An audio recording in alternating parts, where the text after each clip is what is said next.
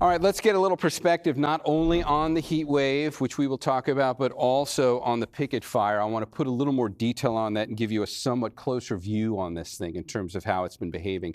This is one of the cameras from the California Alert Network that everywhere in this state, every acre, when a fire breaks out, you can track it. And with the fire regime in California, this network has really grown. That's the last 30 minutes of this fire. That's the town down there. That's Calistoga. And you can see the flames going up the topography to the top of the ridgeline here. This camera sits pretty much right where Mount St. Helena is. In fact, this camera is labeled the Mount St. Helena camera. And it's looking down the ridge, down past the Palisades at that fire now, which is up now at about 1,200 acres from our last report. By the way, a little more perspective on this. Where are we in the bay? There's our view looking over the city. Let's come in for a close-up look at Napa.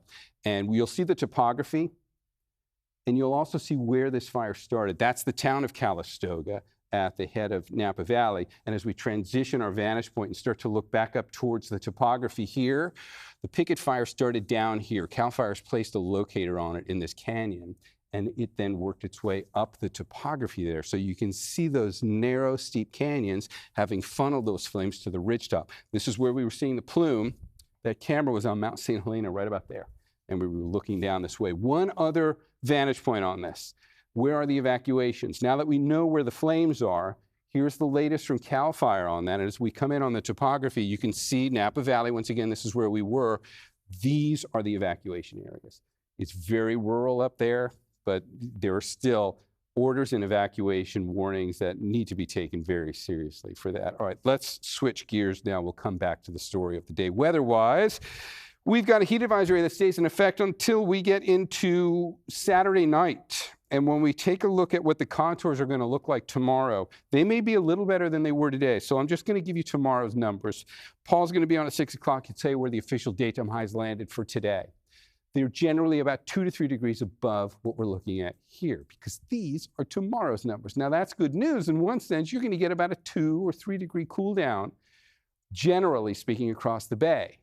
But that's not enough. You're still looking at heat advisories through the day tomorrow and extending into Saturday. There is help coming once we get to the second half of the weekend. So the temperatures are going to start looking a lot better once we start looking across Sunday, and certainly as we look across much of next week. So let's just get straight to the 7-day forecast, and I'll show you what to expect on that. Sunday's way better. Still warm, but much better. Sunday's the day we take the big step down. And then once we're there, look at the rest of the week. We're going to stay in the low to mid 80s for daytime highs going all the way through that period. Let's get the forecast in here now for the Bay. The heat advisory in the Bay, Peninsula, East Bay Shore, you guys are under a heat advisory today. You're not tomorrow. It's still going to be hot, but you're going to come down just enough that the National Weather Service has taken those locations out of the advisory. If you are inland, you're in an advisory till Saturday night.